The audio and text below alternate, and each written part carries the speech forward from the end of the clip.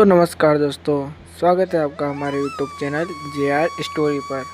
आज फिर हम आपके लिए लेकर आ गए हैं एक और मोटिवेशनल कहानी जो आपको देगी जीवन में आगे बढ़ने की सीख। तो चलिए शुरू करते हैं। कैसे बना HDFC बैंक का साम्राज्य। आज की कहानी किसी फिल्म से कम नहीं है दोस्तों। आज हम उस बैंक की बात करेंगे जिसके बिना आज के भारत की अर्थव्यवस्था अधूरी है, HDFC बैंक। लेकिन इसकी शुरुआत आज के चकाचौंध वाले ऑफिस से नहीं बल्कि एक छोटे से कमरे और एक बहुत बड़े सपने से हुई।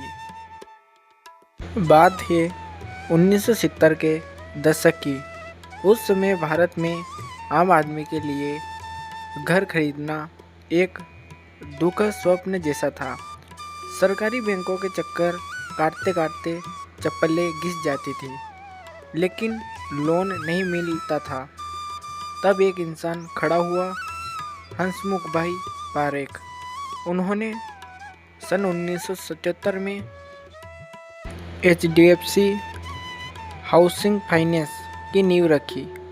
लोग हंसते थे कि बिना सरकारी मदद के कोई आम आदमी को घर के लिए पैसा कैसे दे सकता है।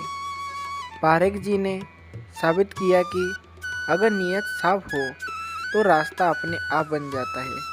उन्होंने हजारों परिवारों को उनके घर की चाबी सौंपी, लेकिन उनका असली लक्ष्य अभी बाकी था। एक ऐसा प्राइवेट बैंक बनाना जो पूरी दुनिया को टक्कर दे सके। 1991 में जब भारत के बाजार खुले तो सरकार ने प्राइवेट बैंकों को लाइसेंस देने का फैसला किया। HDFC को लाइसेंस तो मिल गया, लेकिन अब चुनौती थी कि इसे चलाने की। पारेख जी को एक सिपाही चाहिए था, एक ऐसा लीडर जो अनुशासन का पक्का हो। उन्होंने मलेशिया से आदित्य पुरी को बुलाया, जो उस समय सिटी बैंक में बहुत बड़े पद पर थे।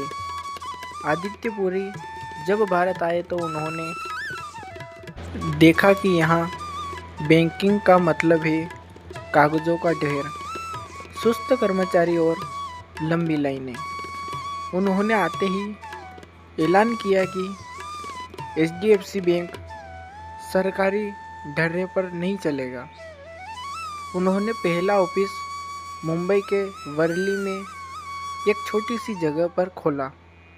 वहाँ कोई आलीशान फर्नीचर नहीं, बस काम करने का जुनून था।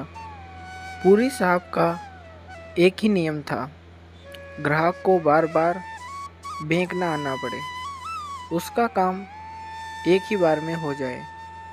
यहीं से भारत में मॉडर्न बैंकिंग की शुरुआत हुई। उस समय के दूसरे बैंक जैसे ICICI या विदेशी बैंक सिर्फ बड़े बड़े करोड़पति बिजनेस घराने के पीछे भाग रहे थे। लेकिन आदित्य पुरी और उनकी टीम ने कुछ अलग सोचा। उन्होंने भारत के मिडिल क्लास मध्यम वर्ग की ताकत को पहचाना। उन्होंने देखा कि एक क्लर्क, एक टीचर या एक छोटा दुकानदार भी अपनी कार चाहता है, अपनी वॉशिंग मशीन चाहता है। HDFC बैंक ने पर्सनल लोन और कार लोन को इतना आसान बना दिया कि लोग हैरान रह गए। जहां सरकारी बैंक में लोन के लिए हफ्तों लगते थे, वहां HDFC ने कुछ दिनों में कर दिखाया। उन्होंने क्रेडिट कार्ड को घर घर पहुंचाया।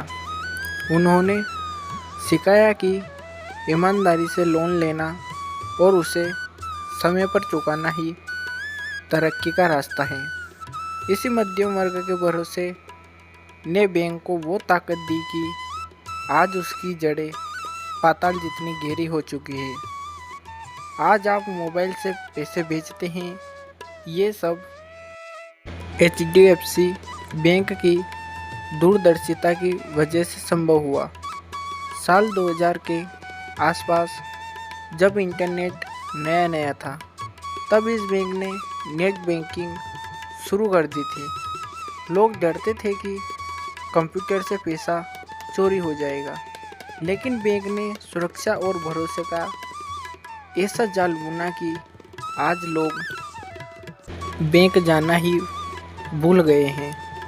उन्होंने 10 सेकेंड लोन जैसे फीचर्स लॉन्च किए, यानी बटन दबाते ही पैसा खाते में।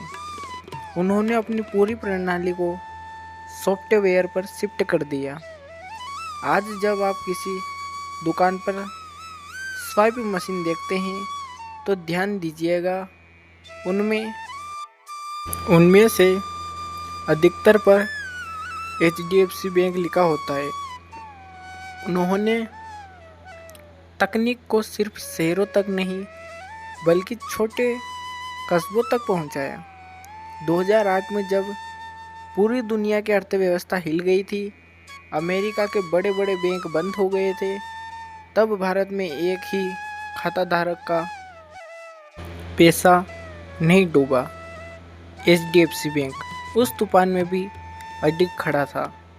वजह थी आदित्यपुरी का कड़ा अनुशासन। उन्होंने कभी भी लालच में आकर गलत कंपनियों को लोन नहीं दिया। उनका एक ही फंडा था, अगर किसी की नीयत साफ नहीं है तो उसे 1 रुपया भी नहीं देना। इसी साफ सुथरी बैंकिंग की वजह से शेयर बाजार में इस बैंक का नाम सोने की तरह चमकता है।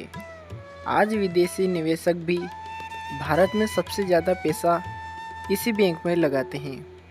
पिछले 25-30 साल में इसी बैंक ने अपने शेयर धारकों को जितना मुनाफा कमा कर दिया है, उतना शायद ही किसी और ने दिया हो। आज 2026 में HDFC बैंक और HDFC लिमिटेड एक हो चुके हैं। ये भारत के इतिहास का सबसे बड़ा मर्जर है। आज यह बैंक दुनिया के टॉप 10 सबसे मूल्यवान बैंकों में शामिल है।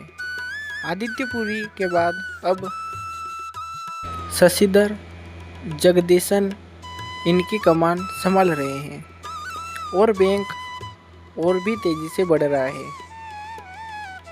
इस कहानी से सीख यह कि भरोसा बनाना मुश्किल है, लेकिन अगर एक बार बन जाए तो वो आपको दुनिया का राजा बना सकता है। दोस्तों आपको ये छोटी सी प्रेरणादायक कहानी कैसी लगी, कमेंट करके ज़रूर बताएं और हमारे वीडियो को लाइक और चैनल को सब्सक्राइब करके ज़रूर जाएं। और अगली कहानी किस टॉपिक पे लाएं कमेंट करके ज़रूर बताएं।